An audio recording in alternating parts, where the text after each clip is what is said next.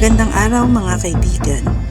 Ang kwento na aking ibabahagi ay nangyari noon pang taong 1985. Marahil ay ilan na lang ang nakakaalam ng istorya na ito dahil sa 40 taon na ang nakakalipas.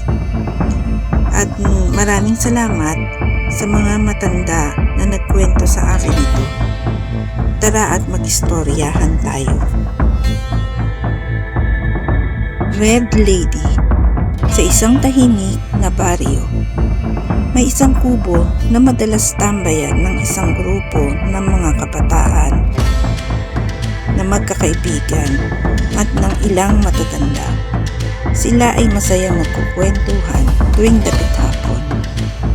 Sanay sila na may mga dumadaan na tao sa may kanto, ngunit isang babae ang umagaw ng kanilang atensyon sa dahilang malimit nila itong mapansin na lumalakad-lakad at tila nagpapahangin sa may kanto na may kahoyan sa gilid. Madilim ang paligid, daming liwanag lang ng buwan ang sumisinag sa babae.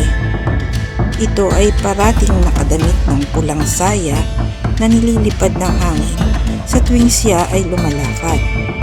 Kung may pagkakataon na may paparating na sasakyan, ang ilaw nito ay tatamaan ang babae na pabalik sa may kakahuyan bago pa dumating ang sasakyan, kung kaya hindi na ito natatanaw. At pag wala na uling sasakyan na dumadaan na napakalimit lang, ito ay lumalabas uli sa may kalsada. Isang gabi, nagkasundo ang barkadahan na kailangan nilang magsalubungan sa kalye upang malaman nila kung saan pupunta ang Red Lady, gayong wala namang bahayan sa lugar na iyon. Tanging mga damong matataas at mga kakahuyan ang nandoon. Kumilos na ang dalawang lalaki. Ang isa ay sa harapan ng babae, ang gawi, at isa ay sa likuran kung saan nagtatago ang babae kung may paparating na sasakyan. Parating na ang isang lalaki sa babae, kung kaya kumilos na ang babae pabalik sa kakahuyan.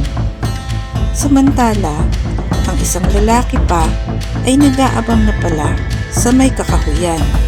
Ngunit ang nagkita lang ay ang dalawang magkaibigan. Nasaan ang babae?